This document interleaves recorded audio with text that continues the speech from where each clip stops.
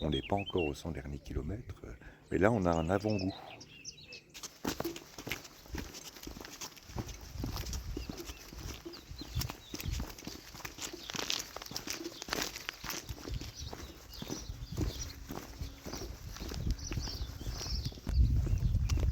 C'est parti pour 20 ou 21 km jusqu'à Triacastella, dans les nuages.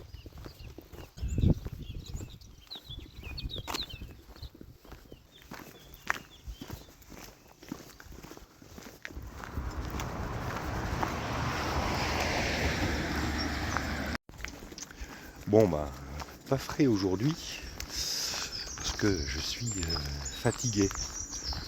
J'ai eu un mal de crâne depuis 5 heures du matin. Enfin, faut dire que 5 heures du matin, ça a été le réveil général dans le dortoir.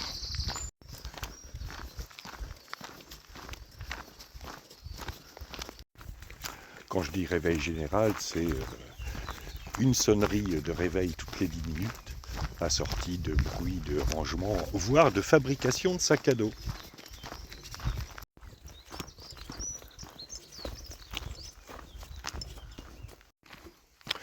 Cela dit, on a quand même pu dormir entre, 6h et 6h30 du matin.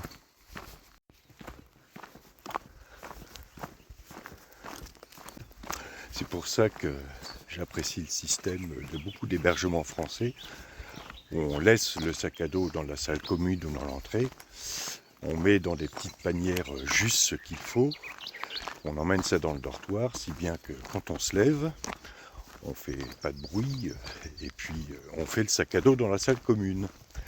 Et on évite de réveiller tout le dortoir.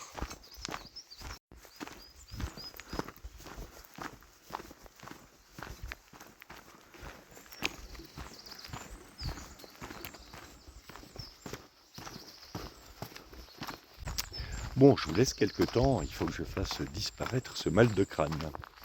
Et la marche va certainement m'y aider.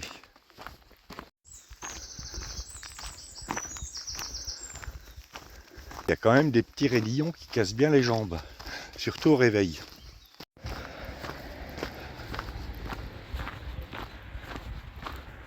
L'an dernier, sur la Via de la Plata, une Espagnole m'avait dit nous on appelle la Galice rompepiernas, casse-jambes.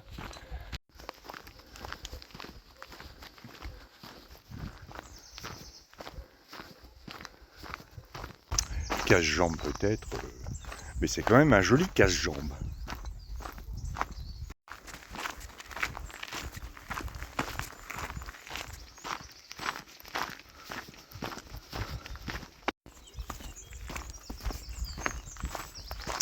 Ah, on sort un peu des nuages.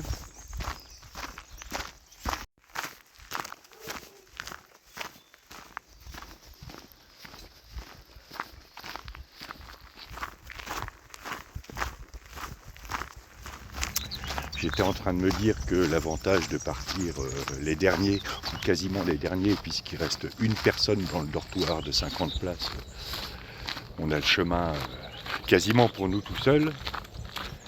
Et là, je viens de m'apercevoir qu'on rattrape le gros groupe qui est passé sous l'albergue tout à l'heure.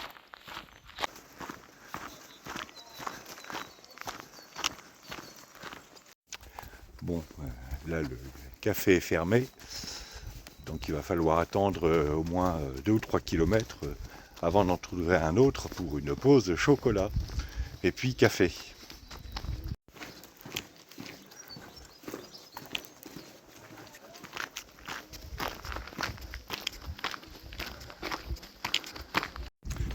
Ceux-là ont dû se faire amener en bus jusqu'à Ocebrero et ils démarrent d'Ocebrero. Salut le chat!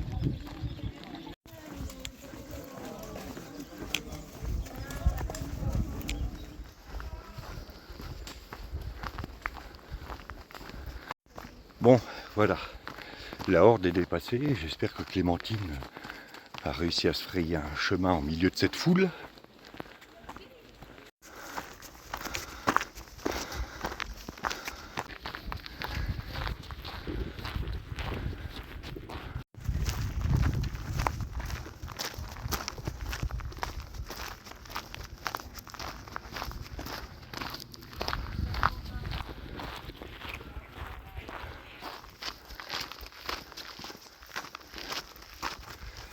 Alors là-bas, ça doit être Hospital des Condessa. Et j'espère qu'on va trouver un truc ouvert, parce que le petit déjeuner a été assez succinct ce matin.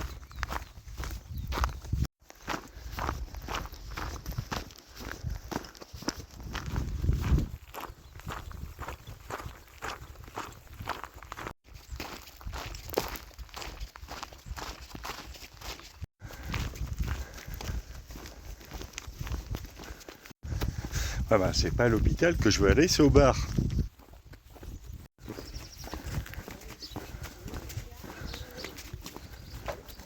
Ah.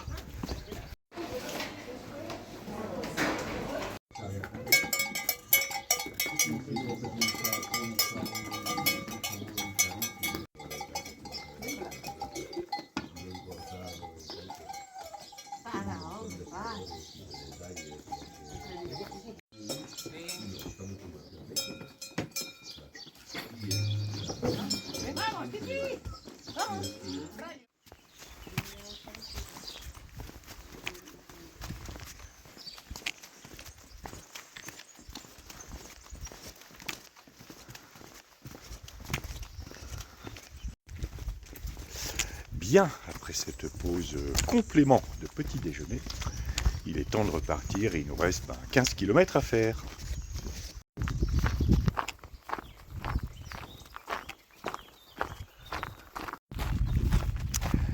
Et pendant qu'on prenait notre petit déjeuner, on s'est fait redépasser par ce groupe de jeunes, lycéens ou collégiens, plutôt lycéens.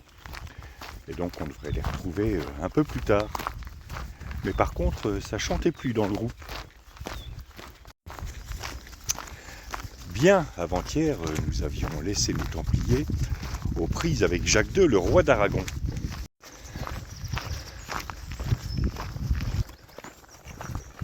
Bien que les Templiers aient rappelé à de multiples reprises au roi leur défense du royaume d'Aragon, notamment contre l'invasion des Français, Jacques II est toujours décidé à livrer des Templiers à l'Inquisition.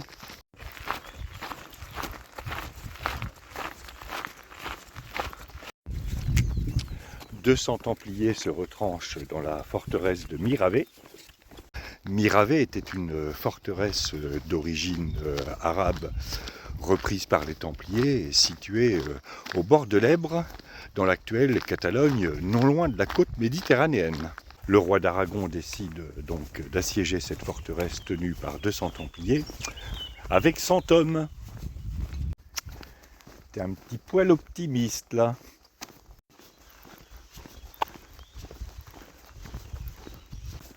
Malgré ce siège, les négociations ne sont toutefois pas rompues entre les Templiers et le roi d'Aragon.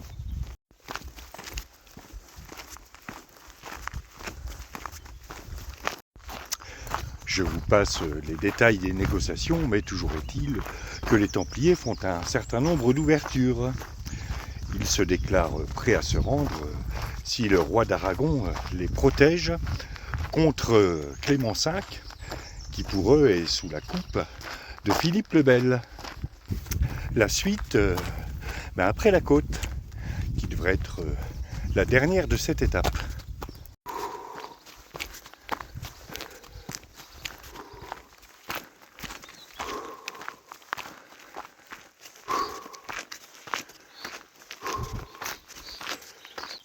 On vient de passer à côté de l'église de San Juan de Padornello. Salut le chien.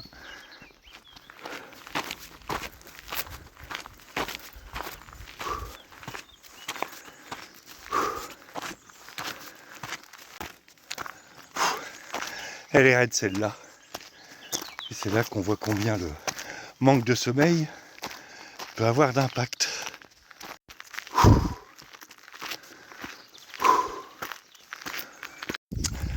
Voilà, on a atteint l'Alto do Polo. Et maintenant, ça va descendre. Et je reprends un peu mon souffle. Et je vous retrouve après avec les Templiers.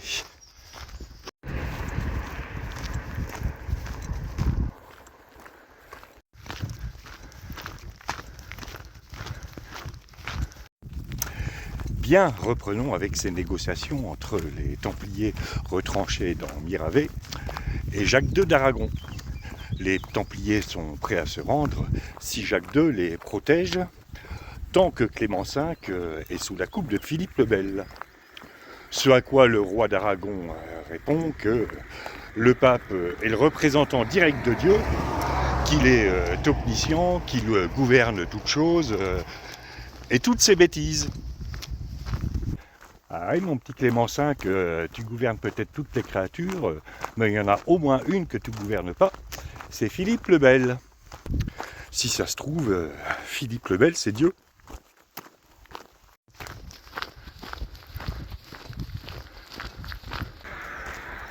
Ce que n'acceptent pas les Templiers, c'est d'être considérés comme des hérétiques. Eux qui ont défendu la chrétienté en Orient et qui continuent de la défendre dans la péninsule ibérique, car la Reconquista n'est pas terminée.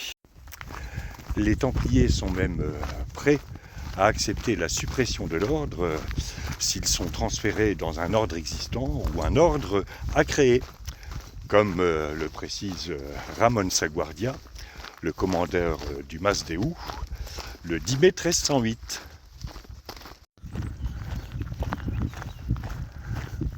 Peine perdue, Jacques II d'Aragon ne veut rien entendre, et il sait que le temps joue pour lui, car les Templiers sont assiégés, et ils ne disposent pas de ravitaillement.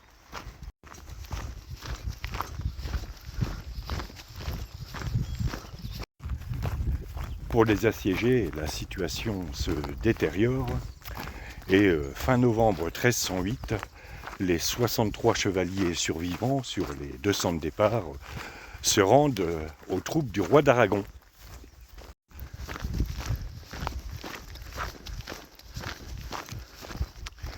La suite se passe telle que prévue par les bulles papales d'août 1308.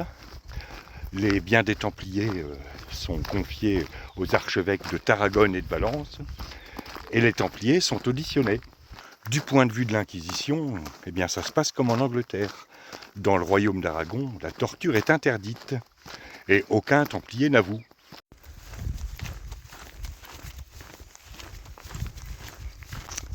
Votre sainteté, aucun des Templiers arrêtés par le roi d'Aragon n'a voulu avouer. Ah, ça c'est embêtant, je vais encore me faire gronder par Philippe le Bel. Dites-moi, ils ont été torturés au moins? Ah non, votre sainteté, la torture est interdite au royaume d'Aragon. Ah, qu'est-ce que c'est que ce pays encore?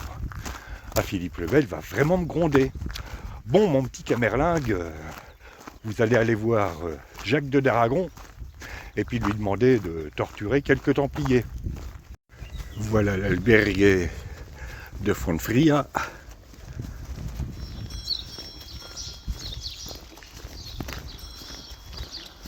Où en étais-je? Ah oui, aucun Templier n'avoue en Aragon, car la torture y est interdite. Du coup, Clément V ordonne que quelques Templiers soient torturés afin d'avoir des aveux. Tu ne tueras point, aimez-vous les uns les autres, tout ça, tout ça. Dis donc, mon petit Clément, t'aurais pas séché les cours de catéchisme par hasard?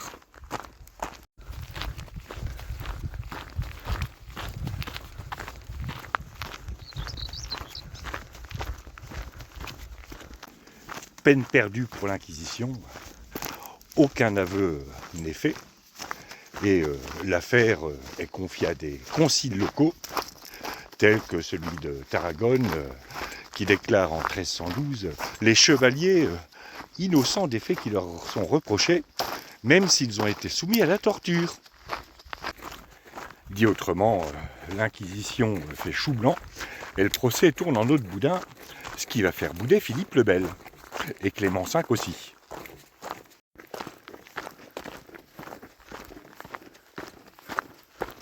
Que se passe-t-il du côté du royaume de Majorque, qui est dirigé par une branche cadette de la famille royale d'Aragon et qui comprend, outre les îles Baléares, les comtés de Cerdagne et de Perpignan?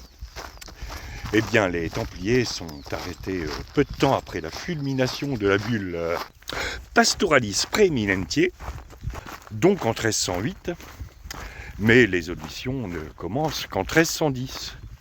De par son importance relative, le royaume de Majorque est plus susceptible de céder aux pressions de Philippe le Bel et de Clément V. Et pourtant, les auditions ne donnent rien. Et là aussi, le procès tourne en eau de boudin.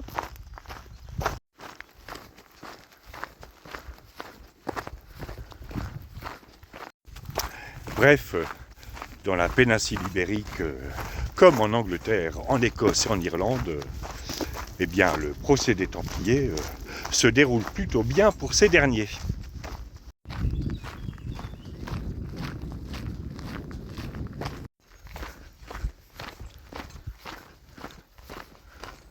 Voilà pour ce procès des Templiers dans la péninsule ibérique. Très résumé, mais il faut dire que très peu de documents sont parvenus jusqu'à nous. Et que finalement, les choses ont été un peu plus simples qu'en France. Plus simples et surtout moins sanglantes.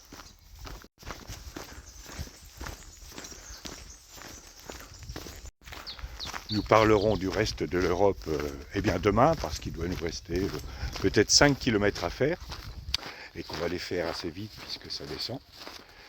Et peut-être de Chypre, mais ça c'est pas sûr, parce qu'il y a des considérations politiques à Chypre qui nous entraîneraient peut-être un peu trop loin.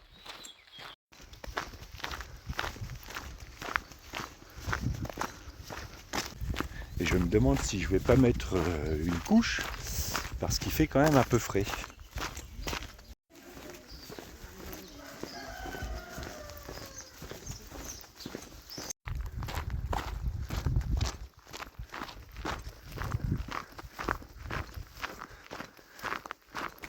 Voilà, on a entamé notre descente vers Tiriacastela.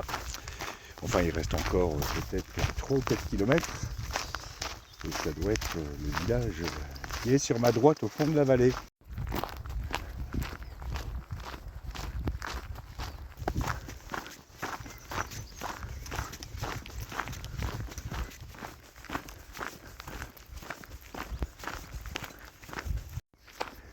Voilà, Tiriacastela est là-bas.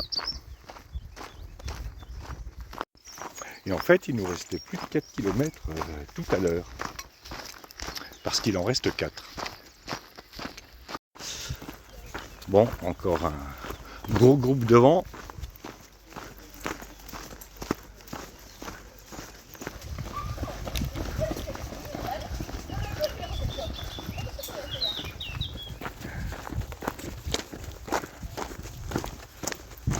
Eh bien, on vient de voir David, le New-Yorkais. On était bien content de se revoir et on va se retrouver à Tiriacastela.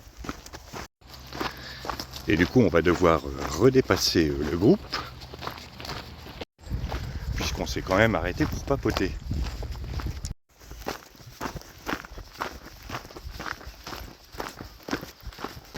Alors, les différents groupes de jeunes qu'on vient de passer, eh bien, c'est une classe de Barcelone, ou des classes de Barcelone, qui sont en voyage scolaire.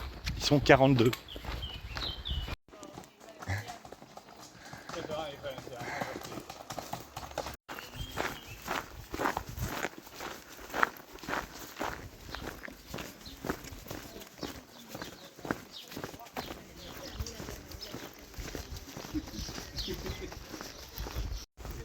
J'ai l'impression que depuis le début de l'étape, il y a au moins 2 groupes scolaires. Un qu'on a laissé plus haut, au point culminant de l'étape, qui sont bien une bonne trentaine. Et puis celui qu'on est en train de dépasser et qui est tiré sur quelques centaines de mètres. Et qui sont a priori 42.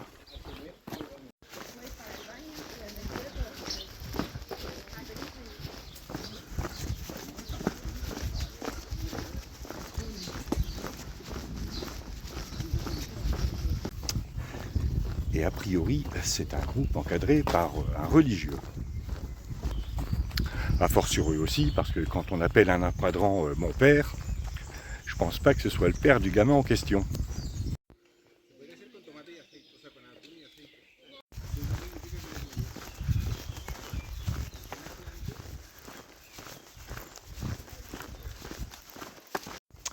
En tout cas, la fin de cette descente est plaisante.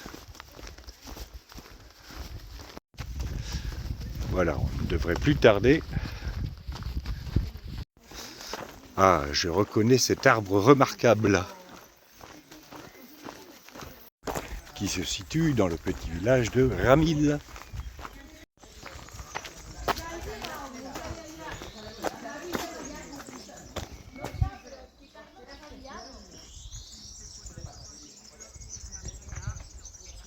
L'âge de ce magnifique châtaignier est estimé à 800 ans. Il a dû en voir des choses. Voilà, nous arrivons à Triacastella.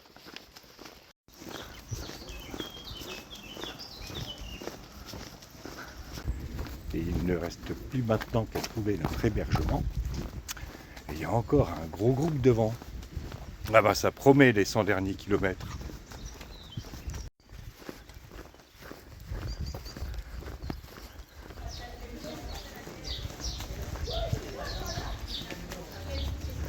Et voici notre alberguer. J'étais déjà descendu il y a 4 ans. Bon, ben celle-là, on l'aura expédiée. Demain, ce sera Saria et les 100 derniers kilomètres. Et là, ça va être un peu Disneyland. En attendant, on va se reposer. Et je vous dis à demain pour de nouvelles aventures.